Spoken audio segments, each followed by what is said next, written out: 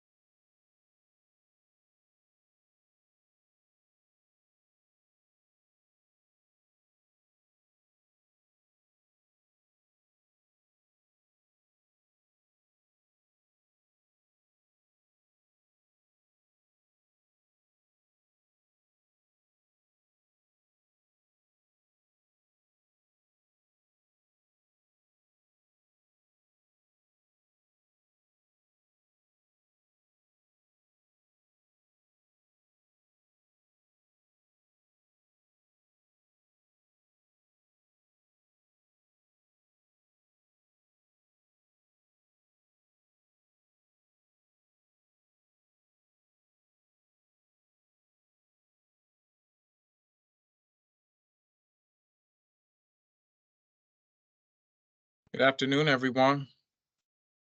Hi. Peace. Good afternoon. Hello. Good afternoon, Good afternoon. everyone. Good Thank afternoon. you. Thank you, Good voices. afternoon. Thank you, voices. It's nice to see voices, even though I don't see faces, I just see letters, but that's the beauty of being virtual. I guess folks can call in, folks can be wherever they choose. I see some folks enjoying the sunshine. There we are. There we are. Here we go. We're coming on in. We are coming on in. All right, lovely. As we're coming on in and gathering ourselves, we are very excited for the start of this incredible school year. It's already shaping up to be an incredible one. So if you could just put one word in the chat that describes your first week experience. Now, we have multiple people here, right? We have educators on, we have folks that are working, for our district in our central office. We may have some other community members here, but we all have had some sort of touch point with the first week of school. So in the chat, if you are able to, just put one word in the chat that describes your first week experience.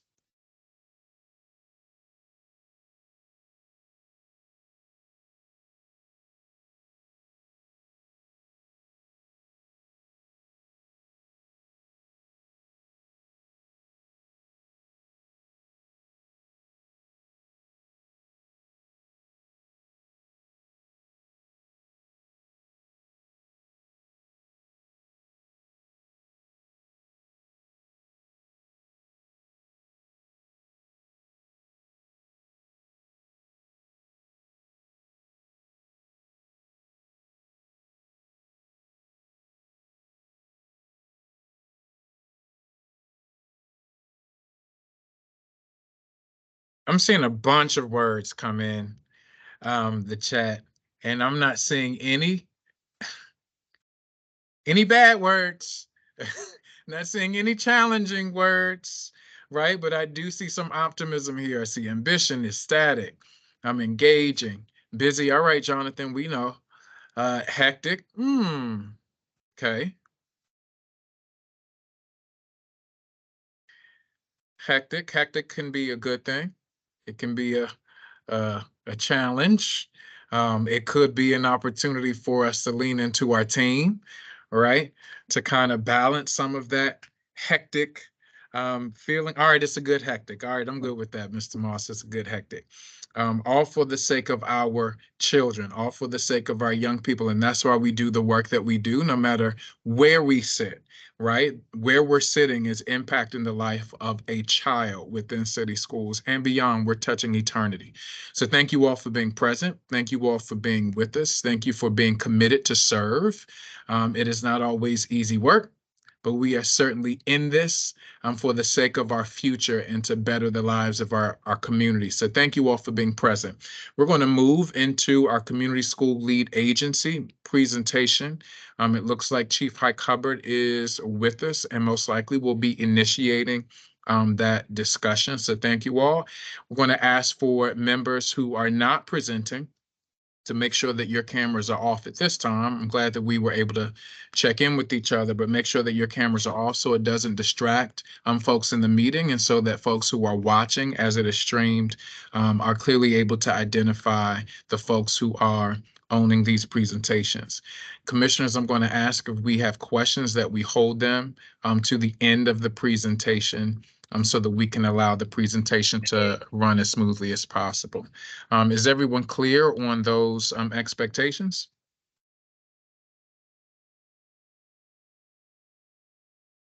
Great, we're going to turn it over to Chief Hike Hubbard and her team.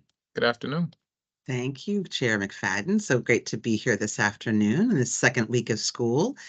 We were asked by one of the commissioners, Commissioner Roberts, actually Vice Chair, to give a presentation or an update on where we landed with our community schools RFP that we had this spring and into the summer. And so my team is here today, Chris Battaglia, who's Director of Community Engagement, Sheila Drummond-Cam, who's our Manager of Community Schools, and Holly Gonzalez, who's our Administrator for Community Schools, are going to give you a quick overview of which schools landed where, on the community schools continuum, what our current landscape looks like, and our plan for moving forward around evaluation and next steps. As we always do, we have a family and community engagement policy. We're going to come back in October for a broader presentation on that policy. But for right now, we're just zeroing in on where we landed with our RFP and our community schools partnerships. So with that, I will turn it over to Chris Battaglia. Thanks, Tina. Good morning or good afternoon, everybody. I'm Chris Battaglia, Director of Community Engagement. I'm going to go over a little bit of the background for our lead agency selection process. And as Tina said, and I'm going to turn it over to my esteemed colleagues, Sheila and Holly.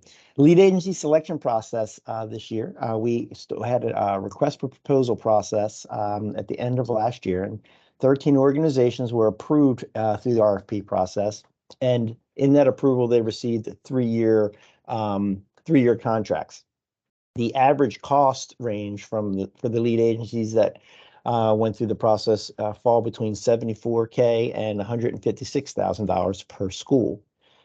It's important to know that schools had the opportunity to go through all of the lead agencies that were approved, to go through what they offered, to interview them, to sit down with them, and they did. And as a result, 12 organizations of the 13 that were approved were selected by our schools to provide them with lead agency services. There were 3 additional organizations who are going to be serving as lead agencies for our community schools, but they are using outside other sources of funding, so they will not go over the $50,000 threshold for our procurement. Next slide, please. Last year, the community school landscape, we had 164 total schools and programs. Of that, 133 were community schools. You can be a community school by opting into the strategy, but if you're designated as a concentration of poverty grant school, you automatically fall into the community school strategy. And 122 of those 133 were identified through the CPG process. There were 11 schools who were not CPG schools that elected to be part of the community schools process, totaling up to the 133. The way that broke down when it came to support, 91 schools had lead agencies provide them support, where 42 of the 133 schools had city schools providing them the support. This year, where the total number of schools and programs has decreased by 3 compared to last year, down to 161. There's an increase in the total number of community schools and programs, which was 155. Of those 155 schools, 149 of them are CPG schools, with 6 opting into the strategy, not identified through CPG. The way they receive their support, 99 schools and programs will receive support from lead agencies, whereas 56 schools will receive support from city schools. Both have increased. The schools who are not designated, identified as community schools, are the ones on the screen: home and hospital, the P-TECH programs, the middle school alternative program, and the secondary virtual learning program. But it is important to know that the P-TECH programs are in schools that are identified as community schools. So the students in this program still do receive a lot of that support through the community schools strategy. Of the 155 schools, the lead agencies break down by the numbers on the screen, obviously, but our larger agencies are Elevate, with 21 schools and programs that they support, and the Y in Central Maryland, who has 27 schools. City schools support 56 schools, as we mentioned earlier. Next slide, please. Here we go. The breakdown is, I'm not going to obviously read every school to you all. You can see this for yourselves, but the smaller agencies, the agencies that have one school, consist of the Boys and Girls Club, High, Civic Works, Park Heights Renaissance, and Southwest Partnership. Lead agencies that still on the smaller end, we have Access Art and the Movement Team, who have 2 schools each, and Arts for Learning and Bon Secours with 3 schools each. Southeast CDC has 5 schools listed on the screen, and the United Way of Central Maryland has 6 schools. And then we get into the community-based organizations that have larger numbers of schools. The University of Maryland, for instance, has 12 community schools. Child First Authority has 13 community schools. Elevate, these are the schools, the 21 schools that Elevate, community schools and programs that Elevate provide lead agency support for. And in the Y in Central Maryland, these are their 27 community schools. As I mentioned before, City Schools provides support for a large number of our community schools, 56 in total. And these are the list of schools that we have community school site specialists in.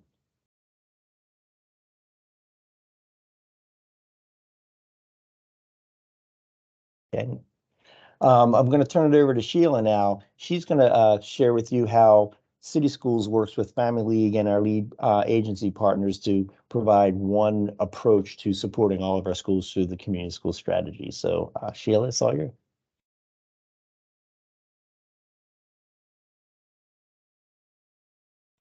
I'm Sheila Drummond Cam. Hello, everyone. I'm the manager for community schools. And one of the things that we have been trying very hard to make apparent in everything that we do is when we developed our strategic plan and when we put together our community school policy was to make sure that people understood that there was one Baltimore community school strategy. I know people tended to think that with the onset of the concentrations of poverty funding, that there was a Family League community school strategy in Baltimore City and a city school strategy in Baltimore City. And we wanted to make that very clear in the work that we do and the professional development opportunities that we provide, and also in the opportunities that we take to meet and check in with each other, that people understand that there is one Baltimore strategy. So one of the ways that we make sure that is clear is by having a citywide steering committee that's co-chaired by City Schools and the Family League of Baltimore City. And it has representatives representing all of our stakeholders, students, families, schools, and community members. And then also we have one strategic plan that we developed. And one community school policy. And both were developed by a diverse group of stakeholders. And the strategic plan includes a three-year goals for the system, and all community schools will work to achieve those goals in partnership with our community school policy. And then we have overall systemic professional development that is participated in by all of our community schools, and with every school in Baltimore City being a community school, except for those programs that we described earlier, we make sure that there is professional development for all. The Family League of Baltimore and City Schools work with lead agencies to offer bi-monthly networking and also professional development learning cohorts and annual summer institute to community school coordinators. So it's one sound, one voice, one strategy. I'm going to turn it over to my colleague, Holly Gonzalez. All right, thank you. I'm going to talk through some community school outputs. So we pulled together some information to share with you. Last year, all 133 community schools completed their community school trackers. And one of the things that we looked at were partnerships. And so what you'll see here is that community schools reported more than 2,400 total partnerships, and this included more than 300,000 total points of service by partners.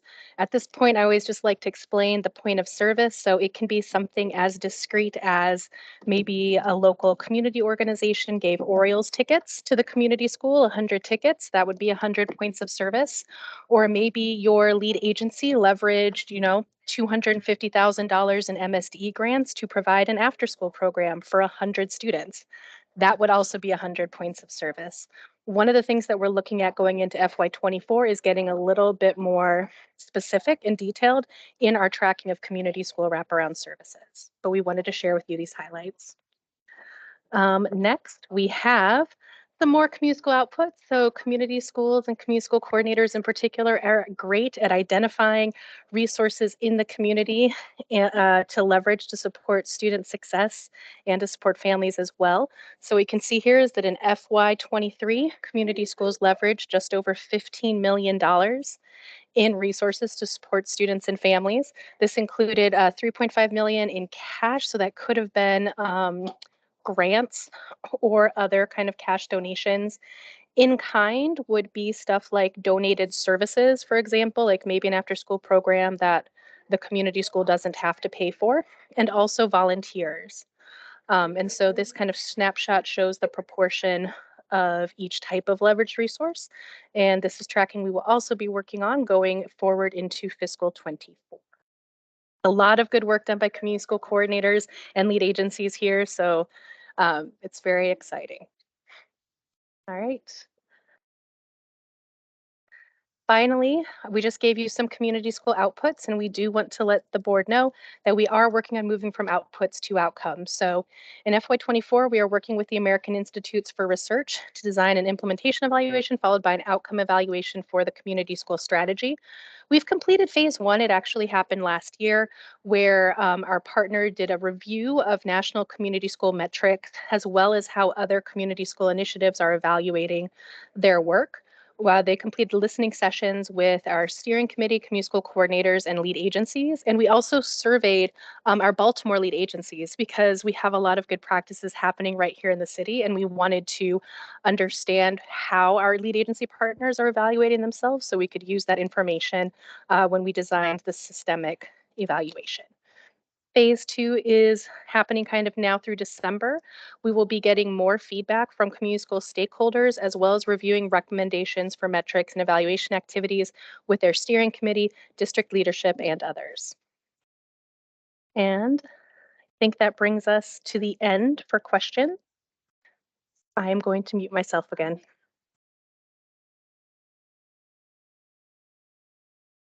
For that presentation. I'm going to turn it over. I see that our vice chair is present. So I'm going to lend some thoughts, some space for the vice chair to chime in. Good afternoon, everyone, and my apologies for being tardy and for my camera not being on. I'm having some technical challenges on my side with my recent update. But first and foremost, thank you to the team for your presentation today. I just have a couple questions if you all can appease me. So first and foremost, Baltimore City Public Schools launched the community schools approach years before the Kirwan requirement. And so I would just be curious that, as we're continuing to scale the number of schools that are community schools proper, is there any intentionality around? I know that we allow school leaders, school communities to select their lead agencies, but is there any type of intervention or consideration for the alignment of partnerships between lead agencies and school communities? When you, thank you, Commissioner Roberts. Are you talking about them working together? Because if you can clarify a little bit, because we definitely have intentionality around our lead agencies and the district, frankly, hosting joint training, strategizing together, even building our evaluation system is based on best practices from lead agencies as well that we're doing. So everything we do is in the spirit of collaboration. Maybe you can give me a little more detail of what you're looking for. So I'm speaking from a space of, we know that obviously there are some school communities that have a bit more issue areas or specific issue areas, whether it be attendance, whether it be around academic performance, and that may need specific supports from, certain lead agencies over others, with there being nuances. So just speaking to the intentionality around, lead agency A through Z and how we just kind of pull out the nuances of those lead agencies to support some of our school communities that we know that are most in need in their areas of opportunity. So I'll jump in, then the team feel free to jump in as well. Every school, even prior to Kirwan and CPG, was given, has expected, to conduct a needs assessment for community schools, so identifying looking at school-based data, looking at surveys of families and staff and students at the school, that kind of thing. They are asked to complete a needs assessment. And from that needs assessment, each school designs its own strategy based on the needs of that school and that community. And so now the state actually requires them for all of them. And so that's one step towards making sure that each community school, while they have common themes through them, each community school is unique to the school and community that it serves, to make sure we're actually addressing the needs of those folks. Now, I have asked Sheila and Holly to think about putting in some guardrails into our contracts to make sure that our lead agencies are working with efficacy and making sure that we are having a great program. And there is a clause, if there's a conflict or a problem with the lead agency, we can end a contract. That is a doable thing, although we try not to, because the schools have worked really hard to either select their lead agencies or come with city schools. I don't know, Sheila or Holly, if you want to add anything to that.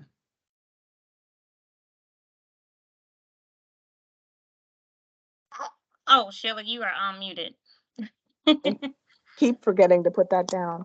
I think the only thing that I would add is the fact that because we do our professional development opportunities together with all of the community school coordinators, and we make sure that people share the information that they have about the partnerships that they have. I listened to a conversation today with a group of coordinators where they were talking about different resources that they were using to address the different needs of their schools. And they all were, I need that. I need to talk about that. How do I contact that person, or where do I find that resource? So we make a point of making sure that there are many opportunities for coordinators to be able to share information, to share training. And so nothing is like blocked off, but we may also make sure that those resources that come into the school, like Tina said, based on the needs assessment, are clearly pointed to the needs of individual schools. But there is no reason why folks in different schools can't share those partnerships and talk about how effective the partnerships may be at their schools. I don't know if Holly wants to add some more about that in terms of the tracker that we do. So we make sure that there is sharing between and amongst the schools and the coordinators, and they do that on their own. And we don't have to necessarily navigate that for them.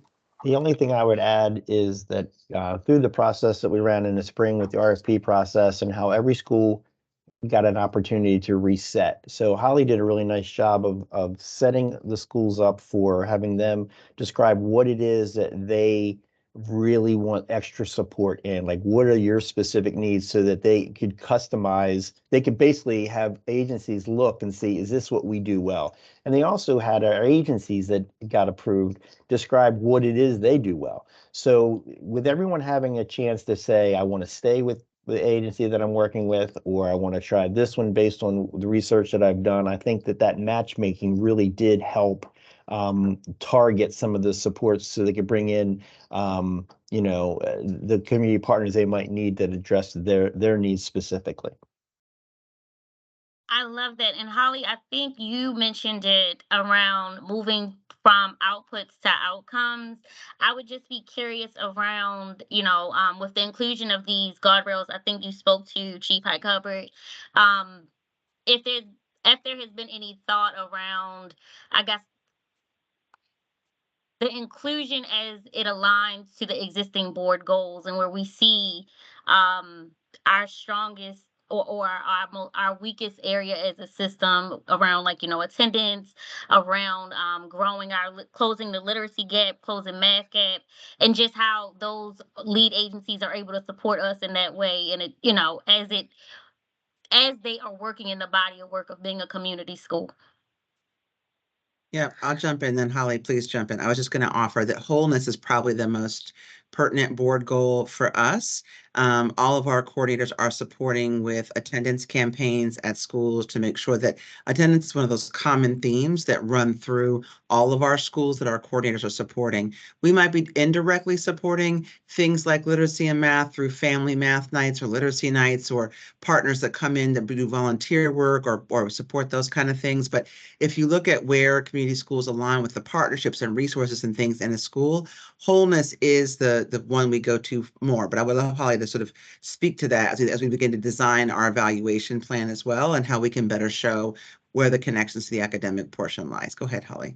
Yeah, no, I agree that kind of attendance is definitely a leading metric right now, though we've not officially chosen any for community schools. One of the things, Commissioner Roberts, I just wanted to share is I'd say about 75% of our schools right now are completing a needs assessment process. And it should be completed in the next month or so. After that, that is when they're going to be redefining kind of their community school goals. And those goals are where we will explicitly see connections to the school performance plan as well as district kind of overarching goals. And that's information that we use to kind of design our professional development. We're also looking at providing our lead agencies as well as our community school coordinators some more reports and updates with some aggregate information around attendance and information just so people can really see how they're doing and use that information to monitor their own progress going forward. It's something we're excited about kind of deepening our work in this year. I love that. And, I've continuously said, it's not just the work of the school system to really see the closure of our existing gaps and just areas of opportunity to grow our students. And so if we have a number of these lead agencies partnered with us to really wrap around our young people, I would just love to see how we continue to scale that momentum across the district. But great work. Thank you so much for the presentation and even how you disaggregated out the lead agencies and the school communities that they're representing. I'm sure, all of our school leaders are very excited to have additional support for them and their school communities this year. Thank you so much. Chair McFadden, thank you. Absolutely. Thank you, Vice Chair Roberts. Any additional thoughts, clarifying thoughts, questions, comments from members of the committee?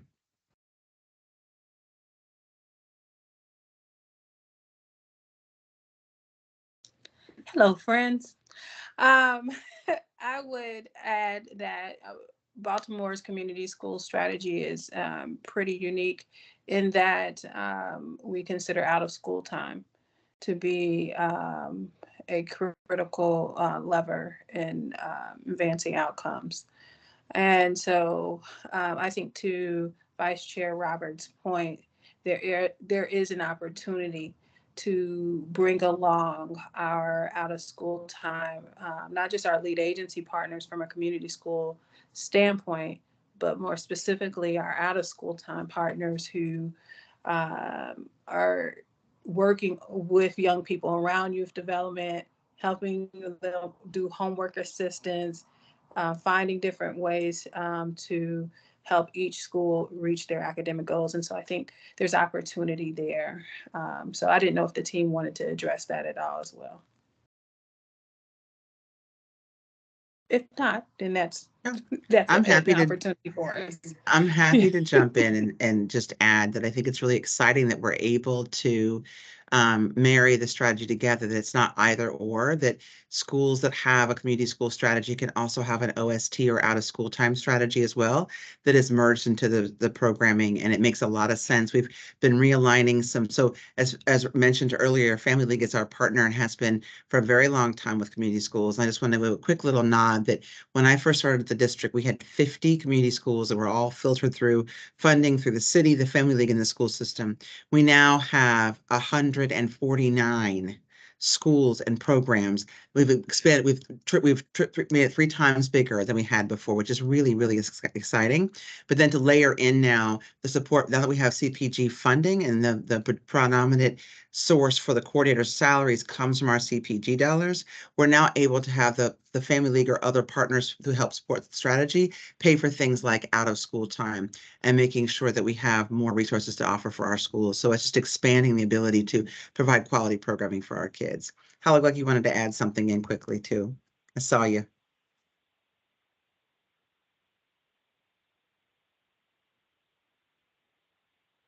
Holly, you're muted. Can't hear you.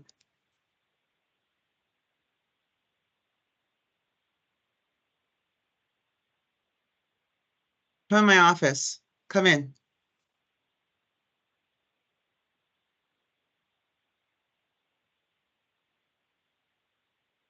Come on in, Holly. Sorry, I got stuck on. Holly's coming in. Sorry, everybody. I was just going to say it is in the chat, but I did want to say that out of school time is our largest leverage resource. So whether it is the city's investment in after school programming or all the dollars that are being raised by our community-based lead agencies to support our students after school, it is one of the 4 pillars and it's a huge component. Mhm. So Commissioner Slater Harrington is right. Yeah, thank you, Holly.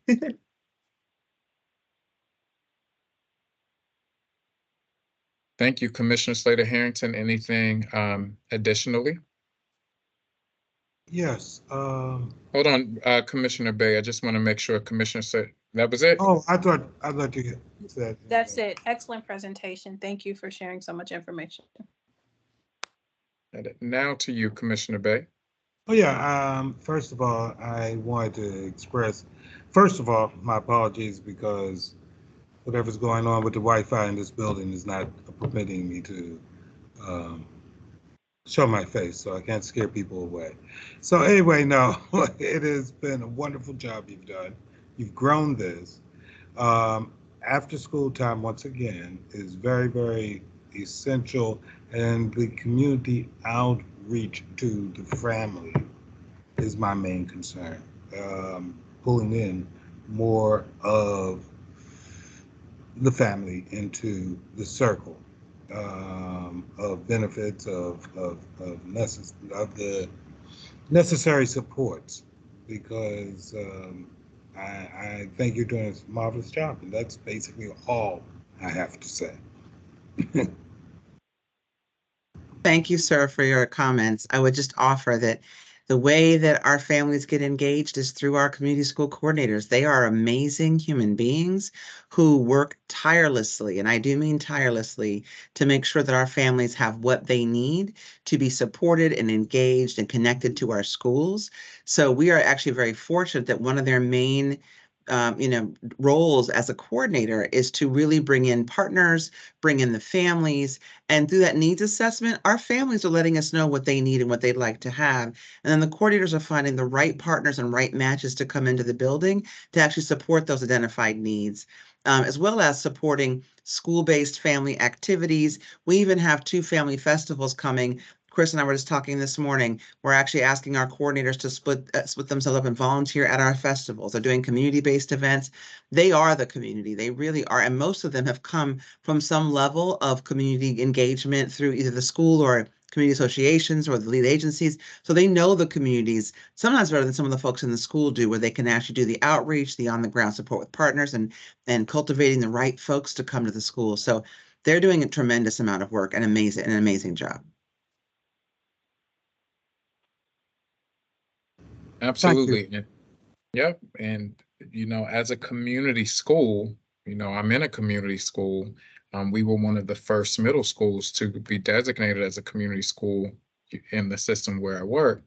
And I know that our community school coordinator, she's incredible, right? So if what she does is modeled and duplicated throughout other community schools, I know that great things are happening, great partnerships are happening, and this is important for us as we're reimagining what education is like in the 21st century. We can't be fortresses, right? We can't be like this castle and you've got to roll out the bridge for folks to cross over the moat to get into the building, we should be the hub for each of our communities. Anna Williams, that is her name. Yes, and she's fantastic. And it helps school leaders, it helps principals out so much, because principals want to engage in this type of work, but they're running this whole community. So to have designated folks who are aligned to partnerships, making sure that resources are connected, because what I'll also say is that our teachers are also extreme advocates for community needs and what is their if they don't know more than anyone else, right? Our teachers do, but the community school coordinator helps to link those concerns and those thoughts that those teachers are providing to the greater school community. So thank you all for the work that you all are doing. We're looking forward to the presentation that you all will be making in a few weeks. But thank you for this today at the request of our vice chair. Thank you all. Thank you to the team. Thank you. We have a waiver request, policy FKA, Friends of Great Kids Farm.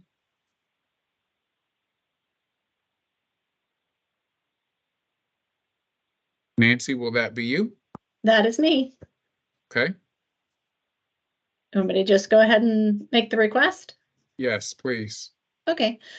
So Friends of Great Kids Farm is a nonprofit funding partner to Great Kids Farm and the Farm to School programming for Baltimore City Public Schools. And we have one fundraiser a year. It is a rather small happy hour on September 23rd, and we are requesting a waiver of the prohibition of alcohol on school facilities for that event.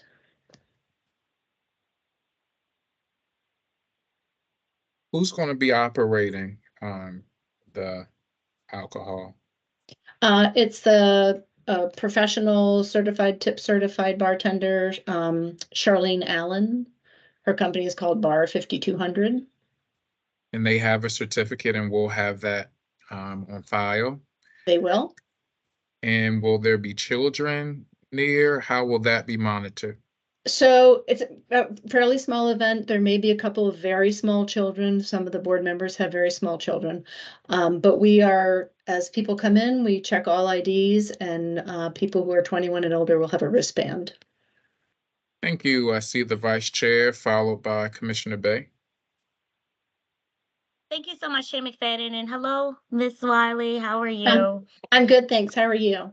Wonderful, thank you. I'm just curious, and you may not be able to answer this. It may be someone from real estate. I'm just curious if there's additional certificate of liability insurance that would be needed for this event. There you go, Greg. I see you. I'm just curious if this event would require an additional certificate of liability insurance, and if that's already in progress. It is in progress. I'm sorry. I didn't mean to interrupt. It is in progress, and we do get that. I'm waiting to get approval from you all before we purchase the insurance. Greg, did you have anything else to add? No, that covers it all. It's I normally tell all users to wait just to make sure that the waiver goes through before purchasing the policy. Got it. I think, just in moving forward as an aside, if we could just have that provided on future FKA waivers, that would prevent you all from having to hear my same redundant question around the certificate of liability insurance. If we could just include that in future waiver requests. Thank you so much. Okay. Thank you. Thank you. Commissioner Bay. Yes, my question is, you have secured this waiver in previous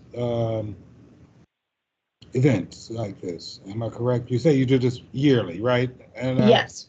I don't see it in the, I was going through your yearly report, and I was just wondering, we've offered you this, we've granted this waiver before. I wanted to know what we did without it. Is the question.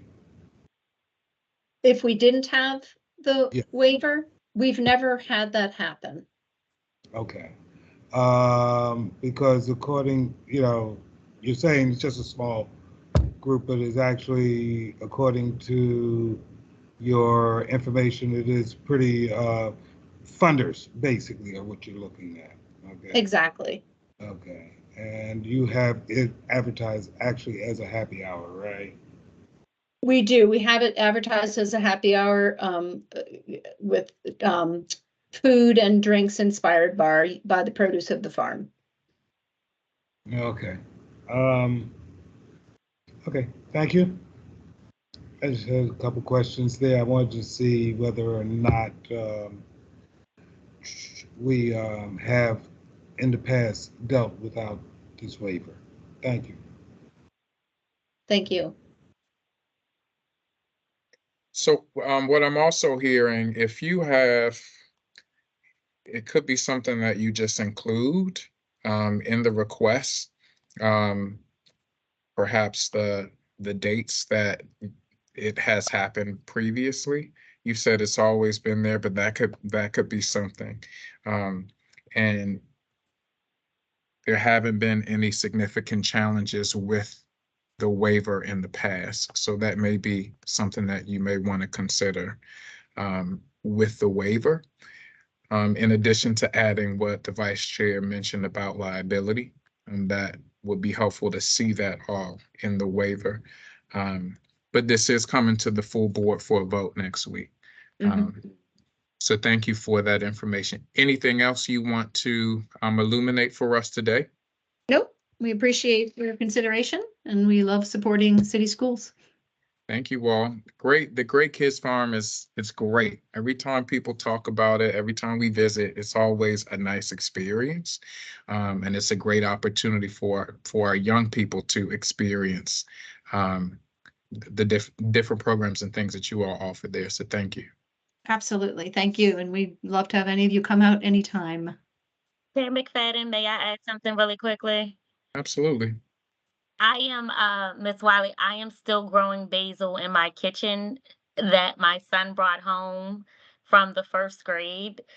He's now in the 5th grade. This is the basil that keeps on going. That's awesome. That's awesome. Thanks for sharing. And she just pulls it and uses it. That's how I got him to eat spaghetti. That's great. That's so wonderful. That's what we like to hear. Thank you. Thank you all. I do not see any compliance report information or procurement items, and no one has signed up for public comment. Commissioners, are there any additional thoughts, any unreadiness as we prepare to adjourn? Or to be dismissed? Excuse me. This is Catherine Kamenicki from procurement. We do have one procurement item on the agenda. Did I miss something? Did I miss an item being in procurement? It's for fuel education for virtual. Yes. That was added. Yeah, it was the additional item that was sent on Friday. Friday, yeah. Yeah. Okay, go ahead. Well, so my name is Catherine Kamenicki, and I'm sitting in for Shabray Matthews, who is out today. And there is one procurement item, as I mentioned, for fuel education. If there are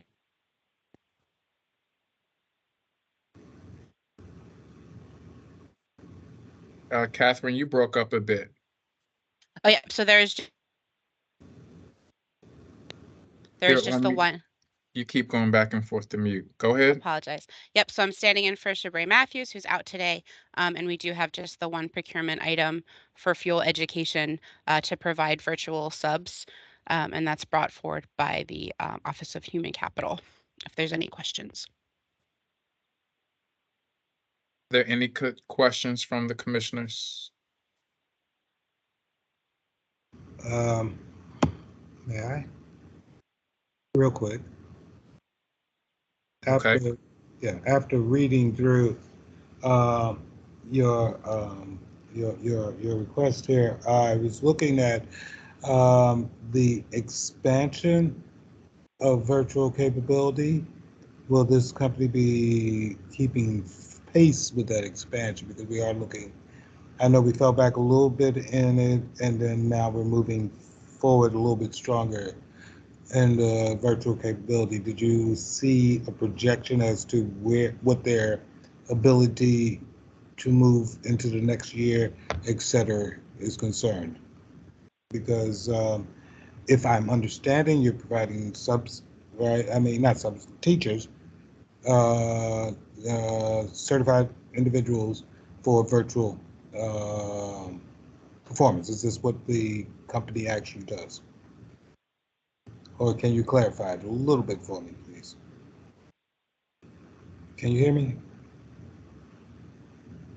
Yes, I mean, I invite someone from the Office of Human Capital as the sponsoring office to speak to that.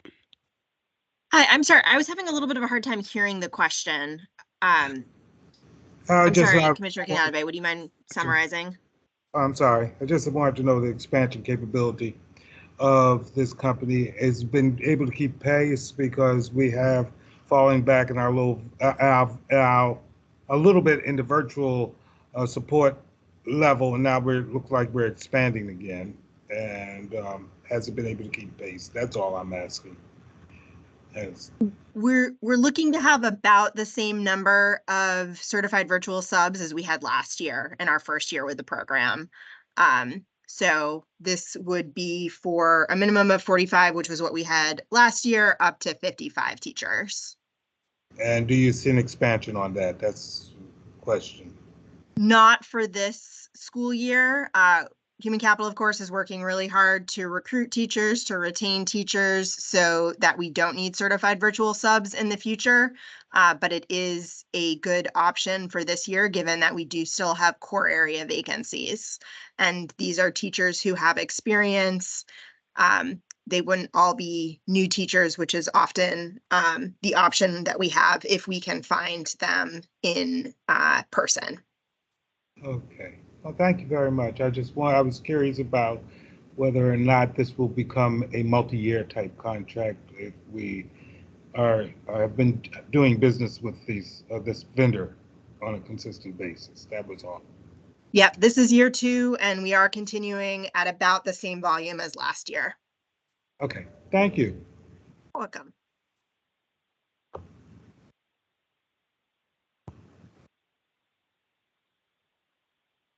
Thank you. Are there any other questions or thoughts from board members?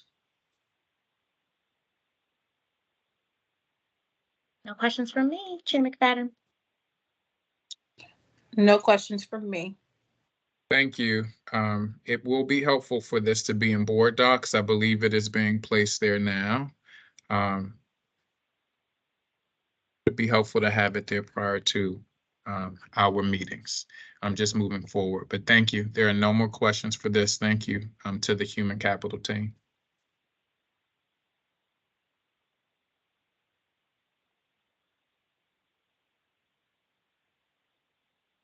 With that, is there anything else from our board office team? Is there anything else that we need to be aware of this afternoon?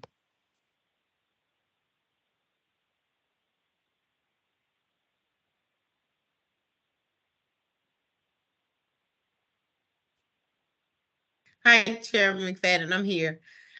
No, there's nothing else for this afternoon, but for the public to know, the item has been added in board docs under today's Teaching and Learning Committee meeting.